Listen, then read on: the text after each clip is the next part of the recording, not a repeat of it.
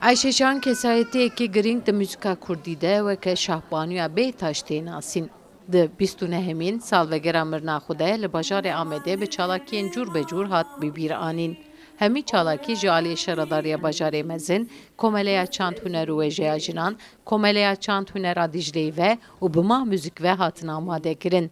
Di semînerê de panelîstvan amacê pê dikin ku Ayşeşan ne tenê bi stranê xwe ve û dengê xwe ve stranbêjeke wê di heman demê de bi tekoşîna xwe ya li dijî sîstema feodal jî tê naskirin.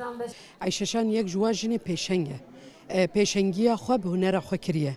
Yani gelek kesî em bêjin bi gotinê kiriye, bi siyasetê kiriye, bi dîrokê kiriye, bi nav civatê de bi berxwedanekê em bêjin bi gotinê kiriye, lêbelê Ayşeşan bi hunerê kiriye. Tişta Ayşeşan ferqiyeta wê çê kiriye ya sereke, yek jê jî ev e.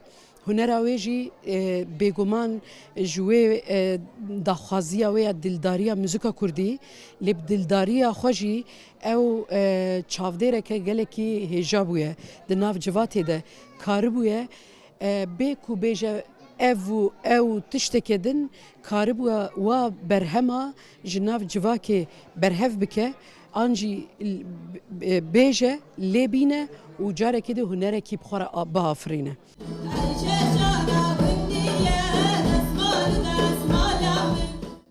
Ayşeşan bi komek stranbêjan ve jî hate bibîranîn. 25 stranbêj stranên Ayşeşan stran.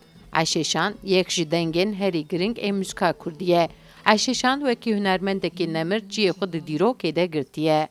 Gava ku mirov jiyana Ayşeşan dinêre dibêjî wê demê wê feodalizmê de ev jinik Ayşeşan ew hunermend van tiştana kiriye çûye Almanyayê, çûye Kerkûkê, Bagdadê, Hewlêrê û gelek konsertan çêkiriye û wê demê tu niha dibêjî ez çima nekim. Loma paşerojê de tiştên wiha jiyanên wisa ku kedeke mezin dane û jiyaneke bi rastî jî pir zor meşandine gava ku mirov van tiştana dibihîste mirov feyz digire. Çalakî yek jî li ser gora wî birêve çû. Di merasîma bîranînê de malbat û hevalên Ayşeşan jî amade bûn. Ayşeşan di 18 Qanûna 1996 de li İzmîrê koça dawî kir. Cenazeya wî di 18 Haziranê de anîn Amedê û li goristana Yenîköyê hat veşartin. Sevda Kaplan, Kurdistan TV, Amed.